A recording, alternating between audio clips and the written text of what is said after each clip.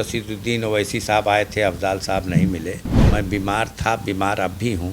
उन्होंने शोक व्यक्त किया था घटना के तुरंत बाद। फ़र्क दोनों के आने में यही था कि एक बजे रात में आया था और एक बजे दिन में आया। जो 1 बजे दिन में आया था उससे मेरी मुलाकात हुई, और जो 1 बजे रात में आया था मैं कहा कि मैं बीमार हूँ, मुझ पर गम का पहाड़ टूटा है। केशव मौर्य या योगी आदित्यनाथ और उनकी सरकार या मोदी जी और उनका जो तिलिस्म है वो भारत की जनता के सामने टूट चुका है।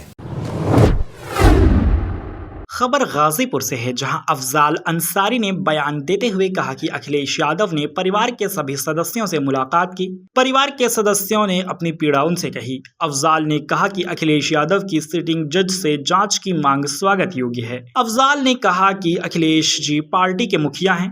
पार्टी का कोई सदस्य पीड़ित है तो उनका आना स्वाभाविक है। उनके आने से सांत्वना देने से राहत और हिम्मत मिली है। ओवैसी से ना मिलने के सवाल पर अफजाल अंसारी ने कहा कि मैं बीमार हूं। वो रात को 1 बजे आए, एक रात को 1 बजे आया, एक दोपहर को 1 बजे आया। जो दोपहर को 1 बजे आया उससे मेरी मुलाकात हुई। अफजाल ने कहा कि मेरे बड़े भाई इस समय विशेष इबादत के तहत मस्जिद में रहते हैं, इसलिए वो भी ओवैसी से नहीं मिल पाए। इस दौरान अफजाल ने बीजेपी पर भी निशाना साधा। उन्होंने कहा कि केशव प्रसाद मौर्य पर 16 मुकदमे चल रहे हैं, वो खुद माफिया हैं, वो विधानसभा चुनाव भी हार गए। अफजाल ने कहा कि इतने बेशर्म लोग हैं कि हारने के बाद भी पद स्वीकार है। अफजाल ने कहा कि योगी मोदी की सरकार का तिलिस्म जनता के आगे टूट चुका है। माननीय अखिलेश यादव जी जब आए तो परिजनों के साथ बैठे। हमारे परिवार की सभी सदस्य भी थे, महिलाएं भी थीं, और हम सब लोगों ने अपनी पीड़ा को, अपने दुख को उनके सामने बताया भी, व्यक्त भी किया। वो खुद भी जानते हैं बहुत सी चीज़ें थीं। उन्होंने कहा तो हमने आपसे उसी दिन ही उन्होंने शोक व्यक्त किया था घटना के तुरंत बाद।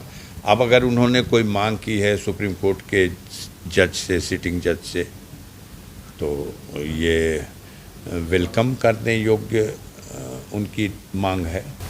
अब राष्ट्रीय अध्यक्ष जी आए थे, इसका एक राजनीतिक संदेश भी गया समाज में, वो क्या लगता है पॉजिटिव रहेगा? या हमने आपको भी बताया, फिर बता रहा हूँ कि भारत में लोकतंत्र है, और लोकतंत्र की व्यवस्था में राजनीतिक दल, और वो भी उत्तर प्रदेश के प्लेटफॉर्म पर समाजवादी पार्टी और उसके राष्ट्रीय अध्यक्ष, तो अब इसको जिस चश्मे से जो देखे, उनका कहीं आना जाना एक राष्ट्रीय अध्यक्ष का उत्तर प्रदेश में तो माने रखता है।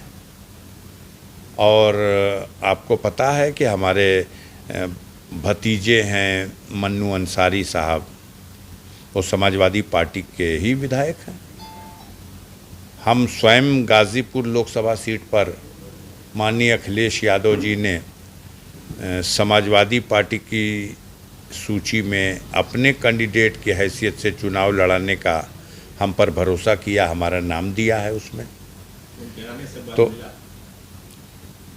भाई ये कैसे, एक तो स्वाभाविक बात है जब कोई मुखिया और अपने उस परिवार से, पार्टी भी एक परिवार है, उस परिवार से जुड़ा हुआ कोई व्यक्ति पीड़ित है, दुखी है, और उसके पास वो जाता है, उसे सांत्वना देता है, तो ये तो स्वाभाविक है कि उसको उनके आने से काफ़ी राहत मिली होगी, हिम्मत मिली होगी। चर्चा है कि असदुद्दीन ओवैसी साहब आए इसलिए अखिलेश यादव को आना पड़ा। अब बाहर की चर्चाओं को तो हम नहीं जानते। हमने आपकी चर्चा देखी थी कि रशीदुद्दीन ओवैसी साहब आए थे, अफजाल साहब नहीं मिले। मैं बीमार था, बीमार अब भी हूँ। फ़र्क दोनों के आने में यही था कि एक बजे रात में आया था और एक बजे दिन में आया था। जो 1 बजे दिन में आया था उससे मेरी मुलाकात हुई, और जो 1 बजे रात में आया था मैं कहा कि मैं बीमार हूँ, मुझ पर गम का पहाड़ टूटा है। और ये कमेंट सुशोभित नहीं करेगा। ये भी कहा गया कि आपके बड़े भाई सिबकतुल्ला साहब भी नहीं मिले। तो मैं आपको बताऊं कि मेरे बड़े भाई सोम सलात के पाबंद आदमी हैं। इस वर्ष 50वां वर्ष है उनका। जब रमज़ान के महीने में वो 30 रोज़ा भी रहते हैं और अंतिम 10 दिन एतकाफ़ कहा जाता है। एक तरह की विशेष पूजा है ये, एक तरह की विशेष इबादत है।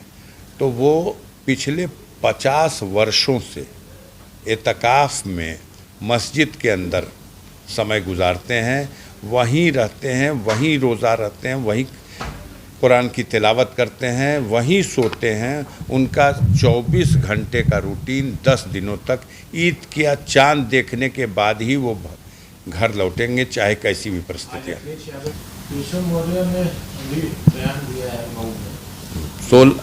हाँ, अखिलेश यादव का आना बहुत गलत है। 16 मुकदमा केशव मौर्य पे रहा है। 16 मुकदमे के मुलजिम हैं, 302 के भी मुलजिम हैं, खुद माफिया हैं और विधायक का चुनाव भी हार गए। और वो बेशर्म लोग हैं कि हारने के बाद भी पद स्वीकार है। और ऐसे लोग लंबी लंबी बात करते हैं तो क्या करना। नौवा कितना बाल हमार सिरवा में बाबू साहब ये पूछले रहुआ और नौवा कहले रहुए कि बाबू साहब अब अगवे आवता। केशव मौर्य या योगी आदित्यनाथ और उनकी सरकार या मोदी जी और उनका जो तिलिस्म है वो भारत की जनता के सामने टूट चुका है। इस घटना से ही नहीं, पूरे देश को जो उन्होंने नुकसान पहुंचाया है। दब गया इस तरह की घटनाओं में इलेक्टोरल बॉन्ड का मुद्दा, दब गया इस तरह की घटनाओं में जो माननीय सर्वोच्च न्यायालय ने अभी नोटिस जारी करके पूछा है कि क्यों न ईवीएम मशीन और वीवीपैट की निकली हुई पर्ची का 100% मिलान किया जाए। आगे चल के अगर इसके संबंध में आदेश हो गया 100% का तो कहानी ख़त्म हो जाएगी। ईवीएम मशीन की कहानी ख़त्म हो जाएगी, बेईमानी नहीं हो पाएगी अब।